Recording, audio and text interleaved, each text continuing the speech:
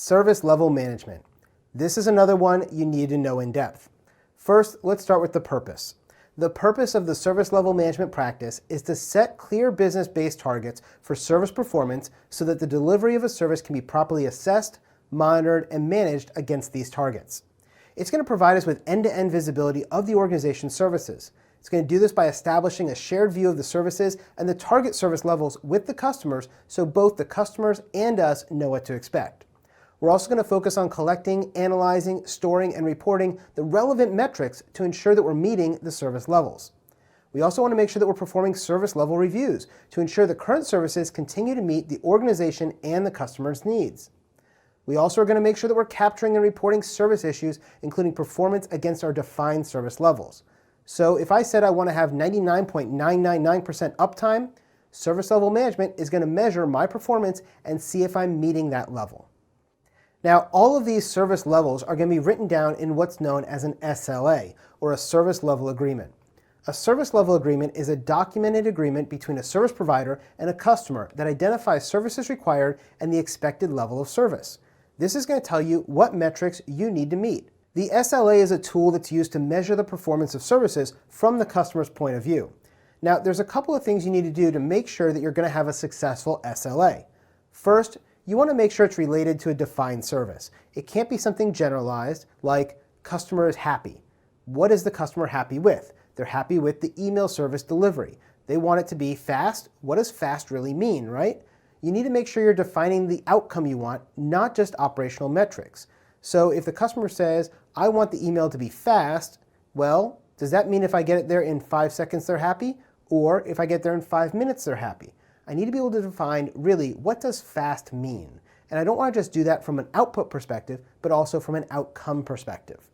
Also, we want to make sure our agreement is between the service provider and the service consumer, and it reflects their opinions accurately. Because if the customer says the email service should be fast, and they say 5 minutes is fast, but the customer, or the consumer in this case, would think that it needs to be fast, meaning 5 seconds, there's a disconnect there. So we want to make sure we understand it both from the customer's perspective in our contract, but also from our consumer's perspective, because that's really what the SLA should be focused on, is that service consumer. And the final key to writing a good SLA is making sure you write it simply. Make sure that it's easy to understand by all parties. This isn't a contract. It doesn't need to be written with legal jargon. Instead, make it simple and easy so that anyone who picks it up can understand what you're talking about. When you're writing your SLAs, you always want to be focused on the different relationships. That includes things like relationship management, your supplier management, the different skills and competencies, the business liaisons, and the business analysts.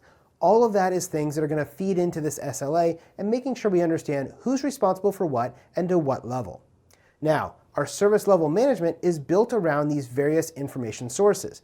One of those is our SLA, right? That's the customer engagement and the agreement we have.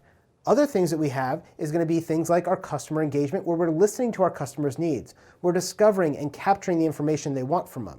We want to get the measurement and the ongoing process discussions with them. We also want to ask simple open-ended questions. By getting that information from our service desk or our customer liaisons, we can get a lot of the information we need to build a good service level management program. And then afterwards, we want to get customer feedback. This can be something like a survey or looking at key business-related measures and metrics. We might be looking at some operational metrics like server uptime and capacity. We might look at some business metrics like monthly recurring revenue or lifetime value of a customer. All of that can go into this service level management as something that feeds into this practice. Now, as we look at this and we see how it affects our value chain activity, let's talk about the plan activity. In the plan activity, your service level management is going to support the planning of your products and your service portfolio and your service offerings, because all the information you get about the actual service performance and trends is going to feed into all that planning.